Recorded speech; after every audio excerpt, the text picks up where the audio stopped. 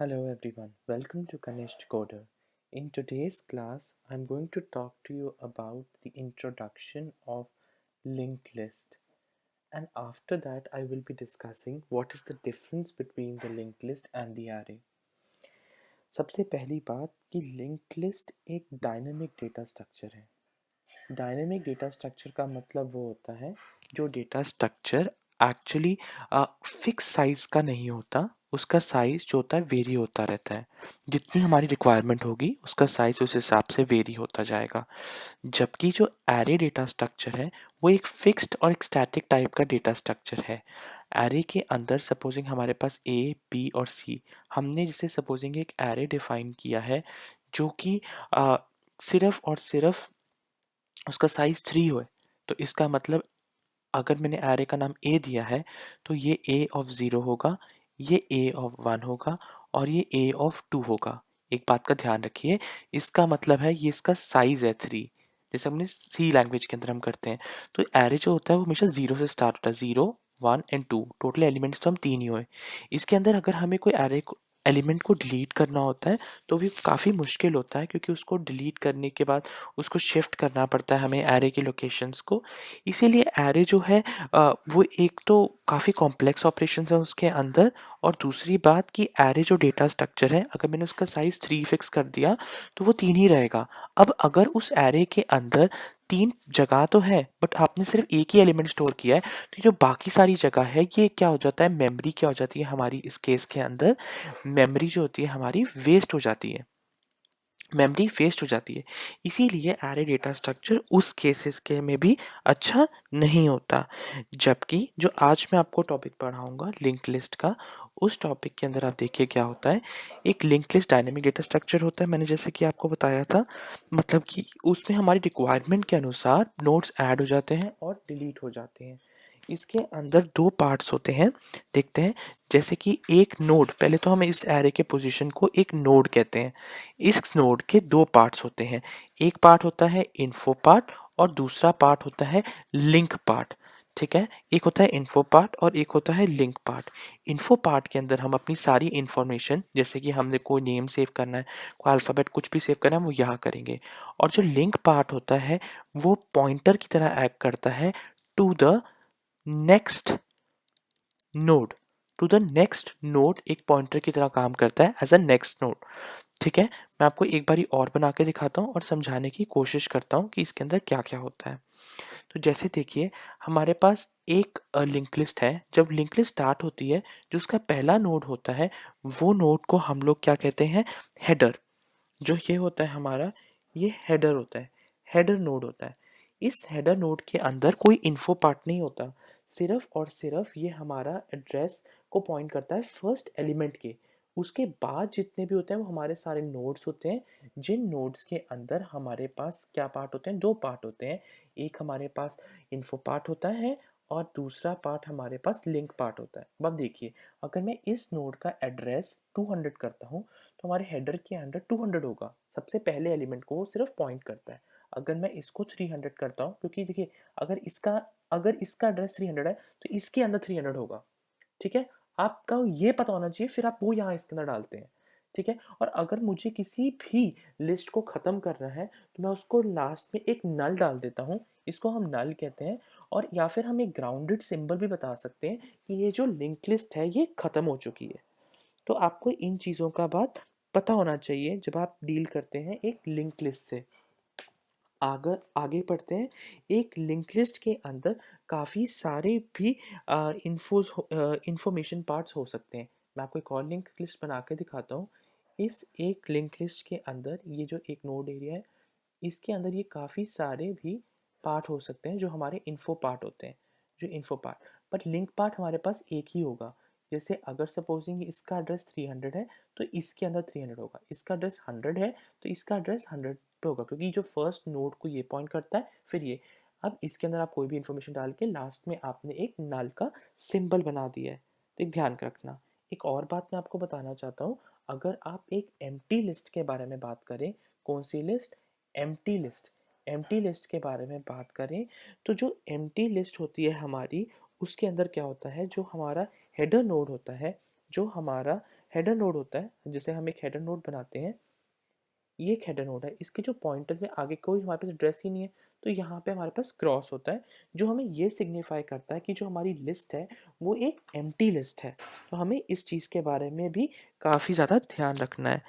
और एक और बात का आप ध्यान रखिए कि कहाँ पर ज़्यादातर लिंक लिस्ट यूज़ होती है, जहाँ पर हमारे को सीक्वेंशियल एक्सेस चाहिए होती है।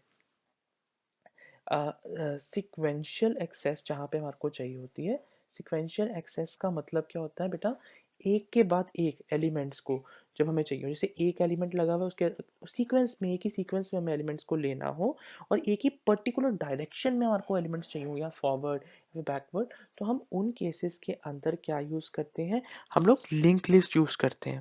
और यहाँ पे जो डेटा होता है लिंक लिस्ट के अंदर वो कंटीजियस फॉर्म में तो होता नहीं, एरे के अंदर तो कंटीजियस मेमोरी लोकेशन में डेटा सेव होता है। जैसे एरे का अगर हम कोई बेस एड्रेस ले लें और हमें पता है कि इंटीजर का एरे, अगर हमें पता है इंटीजर एरे है और मुझे इसका बेस एड्रेस पता है 2000 ले, तो हमें पता है कि इनके जो गैप होंगे वो दो दो के होंगे, इंटीजर्स का होता है दो दो के, क्योंकि वहाँ पे जो डेटा सेव होता है, जो एरे के अंदर डेटा सेव होता है, एरे के अंदर जो डेटा हमारा सेव होता है वो एक के बाद एक कंटीजियस, मतलब एक के बाद सेव होने को हम कंटीजियस कहते हैं, CONTIGUOUS, contiguous, contiguous memory location, एक के बाद एक, जबकि इसके अंदर एक सीक्वेंस में डेटा सेव होता है। ठीक है, आई होप इतना आप लोगों को क्लियर हो चुका होगा। अब हम लोग यहाँ पे आ जाते हैं और समझने की कोशिश करते हैं कि डिफरेंस क्या होता है लिंक लिस्ट और एक एरे के बीच में। सबसे पहला जो डिफरेंस आपको पता होना चाहिए वो ये है कि एक जो लिंक लिस्ट होता है उसके अंदर अगर हम लोगों को एरे एलिमेंट अगर इंसर्ट करना है कोई भी, तो लिंक लिस्ट के अंदर इंसर्शन जो होती है वो काफ़ी ज़्यादा आसान होती है, काफ़ी ज़्यादा आसान होती है, कुछ भी नहीं करना है।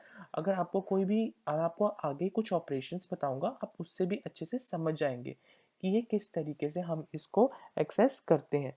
आप यहाँ पर बहुत ध्यान से दीजिए, जैसे कि सपोजिंगली आपको एक एलिमेंट ऐड करना है, इसके एलिमेंट का एड्रेस 700 है, तो आप कुछ भी नहीं कर सकते, आपने ज़्यादा तो कुछ भी नहीं करना, आपने सिर्फ यहाँ से इसकी जो लोकेशन है उठा के आप इसको पॉइंट कर देना है, और फिर ये जो होगा आगे यहाँ पे पॉइंट करेगा, तो एक चेनिंग का प्रोसेस बन जाएगा। तो यहाँ पे इंसर्शन भी काफ़ी आसान होती है, क्योंकि आपको सिर्फ और सिर्फ क्या है, क्यों आसान होती है, क्योंकि यहाँ पे सिर्फ आपको पॉइंटर्स, एड्रेस वाला जो एरिया है ना, एड्रेस वाला एरिया है, वो ही एरिया को चेंज करना होता है। और जबकि अगर आप एरे के बारे में बात करते हो, अगर एरे के अंदर कुछ एलिमेंट इस तरीके से पड़े हुए हैं और आप कोई एलिमेंट डिलीट करते हो, जैसे कि सपोज आप यहाँ पर डिलीट करते हो, तो ये जितने भी उसके ऊपर एलिमेंट्स पड़े होंगे वो सारे के एक एक नीचे पोजीशन आते हैं, इसलिए काफ़ी इंसर्शन एंड डिलीशन एरे के अंदर डिफिकल्ट है। और मैं आपको पहले भी बता चुका हूँ कि लिंक लिस्ट एक डायनेमिक डेटा स्ट्रक्चर है। डायनेमिक का मतलब जितनी हमारे को ज़रूरत होगी हम उस हिसाब से उसे यूज़ करेंगे। और एरे के अंदर क्या प्रॉब्लम होती है, अगर मैंने एरे का साइज डिफाइन कर दिया 10 एलिमेंट्स और उसके अंदर सिर्फ एक ही एलिमेंट डाला है मैंने, तो उसका मतलब क्या होता है, बाकी सारा जितना भी होता है वो सब वेस्ट हो जाता है। तो इसीलिए जो एरे है वो स्टैटिक है, इसमें वेस्टेज बहुत ज़्यादा होती है और ये फिक्स साइज होता है। लिंक लिस्ट जो होता है वो डायनेमिक होता है, यार जितना चाहिए बेटा आपको उतना ही आप ले सकते हो। और आगे चलते हैं। अब time to access the elements के बारे में भी हम कुछ बात करते हैं। जब हम टाइम टू एक्सेस के बारे में बात करते हैं, तो जो जो टाइम हमारे को एक लिंक लिस्ट का जितना भी टाइम हमारे को लगता है मैं आपको बताता हूँ। जैसे लिंक लिस्ट के अंदर जितने ज़्यादा पीछे होगा एलिमेंट, आपको उतनी ज़्यादा एक्सेस करने में पीछे की तरफ तक आपको लिंक बाय, क्योंकि क्योंकि क्या है कि सिक्वेंशियल है इस तरीके से, तो आपको सीक्वेंस में जाना पड़ेगा वहाँ तक। जबकि एरे में क्या होता है कि अगर आपके पास एरे में यहाँ पे एलिमेंट पड़ा है ए बी सी पड़ा है और आपको पता है कि थर्ड लोकेशन में पड़ा है, तो आप सीधे कह सकते हो एरे की थर्ड लोकेशन को एक्सेस करना है, तो वहाँ पे उस केस में ये काफ़ी ज़्यादा आसान होता है, जो कि हमारे पास जो टाइम होता है वो भी हमारे को कम लगता है एरे के केस में। तो एरे उस केस में अच्छा है कि उसमें जो टाइम लगता है वो कम लगता है। अब एक और बात, मैं आपको एक और पॉइंट बहुत इंपॉर्टेंट है जिसको मैं आपको बताना चाहता हूँ, कि जो लिंक लिस्ट में होता है, लिंक लिस्ट के अंदर हमारे को एक्स्ट्रा स्पेस लगती है। एक्स्ट्रा स्पेस, स्पेस क्यों लगती है, क्योंकि हमें लिंक्स को क्या करना होता है, सेव करना होता है। हमें लिंक्स को, एक लिंक को दूसरे लिंक के, जितने भी लिंक के एड्रेस, लिंक के जो एड्रेस पोर्शंस होते हैं उन्हें सेव करना पड़ता है। इसीलिए जो लिंक लिस्ट है उसमें काफ़ी ज़्यादा एक्स्ट्रा स्पेस लगती है, जो कि एरे के केस में नहीं हो, जो एरे के केस में होती नहीं, उसमें तो एड्रेस का कोई प्रॉब्लम ही नहीं है। अब एक और बात, जो लिंक लिस्ट होती है इसके अंदर जो अगर हम लोगों को कुछ ऑपरेशंस परफॉर्म करने हैं, सच है जैसे कि जॉइनिंग, ठीक है, जॉइनिंग अगर हमें परफॉर्म करनी है या फिर हमें स्प्लिट करना है किसी को भी, वो काफ़ी ज़्यादा आसान होता है as compare to array. Array के अंदर काफ़ी ज़्यादा कह सकते हैं मुश्किल होता है, काफ़ी ज़्यादा मुश्किल होता है, तो ये बात का आप ध्यान रखिएगा। और एक और बात मैं आप लोगों को बताना चाहता हूँ, जो लिंक लिस्ट होता है उसके अंदर जो जो जो एलिमेंट्स होते हैं, मैंने आपको पहले बताया था, वो एक सीक्वेंस के अंदर होते हैं। बट जो हमारे पास एक एरे होता है उसके अंदर जो एलिमेंट्स होते हैं वो कंटीजियस मेमोरी लोकेशंस करते हैं, तो आपको ये पता होना चाहिए। एक में सिक्वेंशियल है और एक में कंटीजियस कंटीजियस मेमोरी लोकेशन होती है।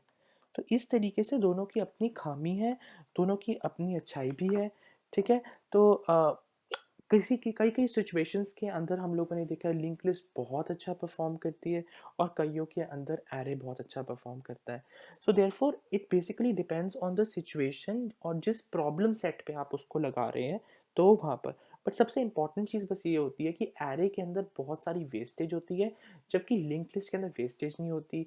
लिंक लिस्ट ना अवेल लिस्ट होती है, एक उसमें अवेलेबल पूल जो उसको भी हम कहते हैं, हम आगे बताएंगे आपको जब हम ऑपरेशंस कराएंगे, तो वहाँ से अपना डेटा को उठा लेती है और जितना चाहिए होता है उतना ही। तो हमारे पास मेमोरी की वेस्टेज भी नहीं होती और जितनी हमें मेमोरी चाहिए होती है हम उतनी उस पर्टिकुलर टाइम पे मंगा सकते हैं।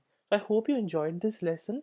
आपको कुछ बेसिक आइडिया ही मिला होगा इस लेसन से कि लिंक लिस्ट और एरे के बीच में क्या डिफ्रेंसिएशन होता है, लिंक लिस्ट होती कैसी है, एक लिंक लिस्ट के अंदर नोड क्या होता है, नोड के अंदर दो पार्ट होते हैं, एक होता है इन्फो पार्ट, एक होता है लिंक पार्ट। जब बिल्कुल लिस्ट खत्म हो जाती है लास्ट में तो एक नल पॉइंटर लगता है, जब लिस्ट शुरू होती है तो उसके ऊपर में एक हेड लगता है। और एक बात का ध्यान रखना है, जो लिस्ट मैंने आपको आज बताई है ये एक सिंगली लिस्ट है। आगे बहुत सारी लिस्ट आएंगी, सर्कुलर लिस्ट भी आती है आपके पास, हेडर लिस्ट भी आती है और भी बहुत सारी लिस्ट आती है, तो मैंने आपको ये एक सिंगली लिस्ट का एग्जाम्पल दिया है। Thank you for watching the video at Kanishth coder. Have a nice day.